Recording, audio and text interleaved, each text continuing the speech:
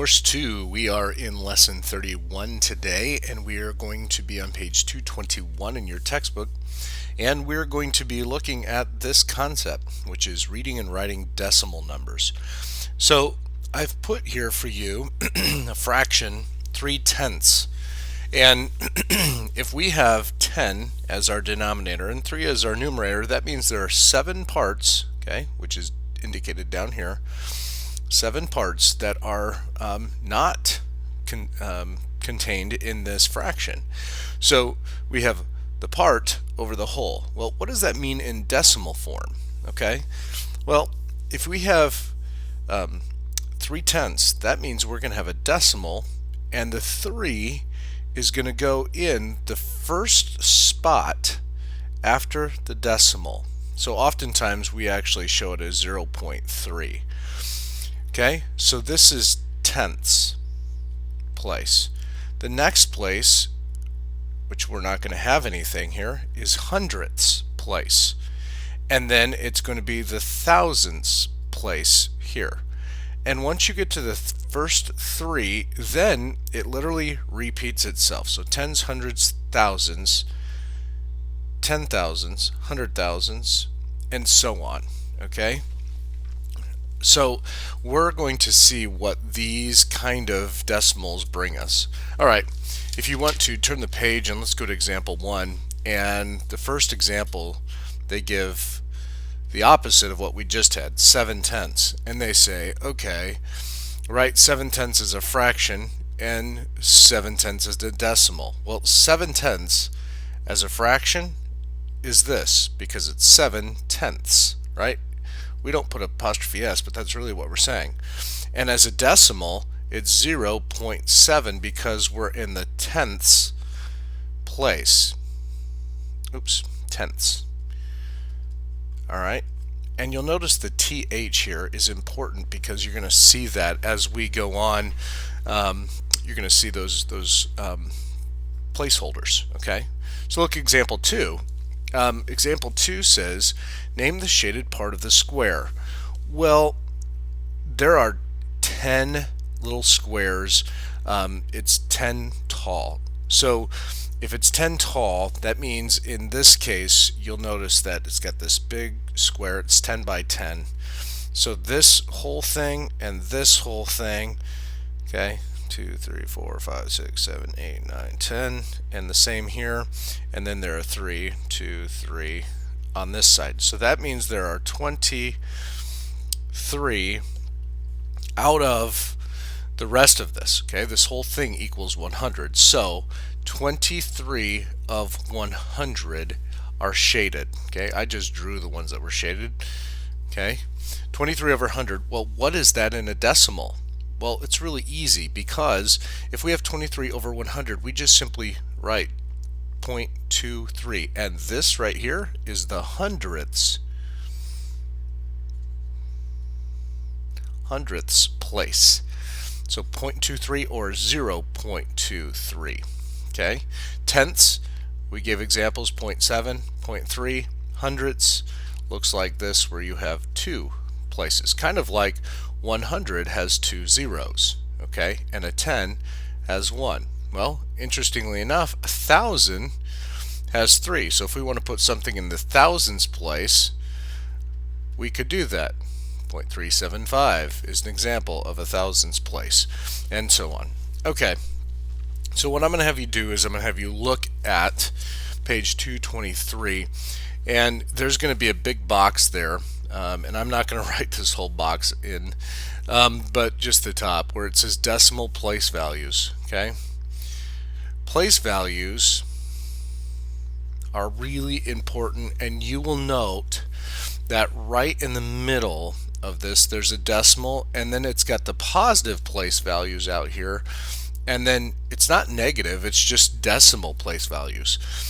So if you follow along, 1 over 10 literally is tenths. Okay, 1 over 100 is hundredths. 1 over 1,000 is thousandths. And then it goes up from there. So there's 1 over 10,000, which is 10 thousandths, then 100,000, 100,000ths, and then millionths. So it just continues on. And this goes on literally indefinitely this way. Okay, as many numbers as there are, just like numbers can continue to go on infinitely that way. All right, so we need that chart to do the rest of the examples. So look at example 3. It says in the number 12.34579, which digit is in the thousandths? THS. All right, THOUSAND, THS. This TH, instead of just thousands without this, means that it's the decimal. All right, so here's the decimal. That means we're at tenths, hundredths, thousandths. Oh, there it is. So 5 is in the thousandths place. Okay, pretty simple. Let's go to example 4. Name the place occupied by the 7. So here you have the number 4.63471. All right, so what place is that? 1, 2, 3, 4. So think about this. If I had 4 zeros and a 1, I could tell pretty easily that's 10,000. So it would be the 10 thousandths, THS, remember, place.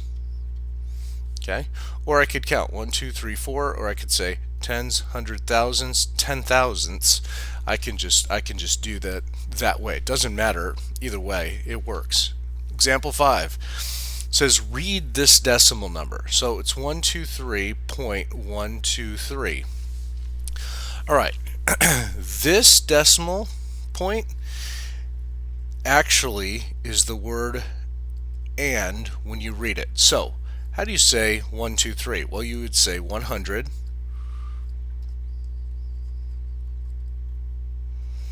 23.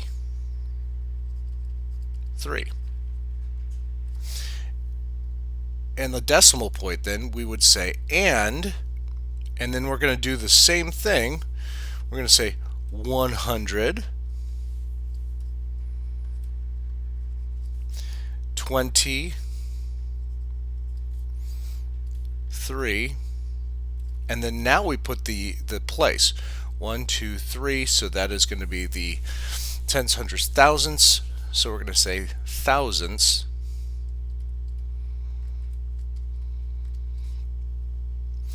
All right, here we go. 123 and 123 thousandths. That is how you say that number. All right, a little complicated, but necessary to know. All right, pretty easy. The last example just kind of makes a combination of things. It says use digits to write these numbers, and they give 75 thousandths. Okay, if it's a THS and it's 75 thousandths, I look at the number thousandths and I say, okay, how many decimal places is that? Thousandths is this one right here. So if it's 75 thousandths, it's going to be the numbers that fill in are going to be right here, and then there's going to be an automatic 0 that goes in here. So as opposed to doing this 0.750, that's not 75 thousandths because this 0 really doesn't mean anything, and this is wrong. Okay, if you're going to give 75 thousandths, you have to put the 5 in the thousandths place.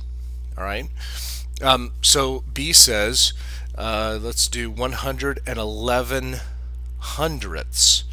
Okay, 111 hundredths. Okay, 100 and, so, oh, I'm sorry, let me rewrite this. 111 hundredths. Now, key word here is and. That means a decimal point. So this side is just a normal number, 100. The word and is our decimal point. Now 11 hundredths, that means just we're going to go to the hundreds place. There it is. That's our answer. Okay. Right. I think you understand these things. If you have problems with these concepts, please talk to me and I'll help you any way I can. All right. Have a good day.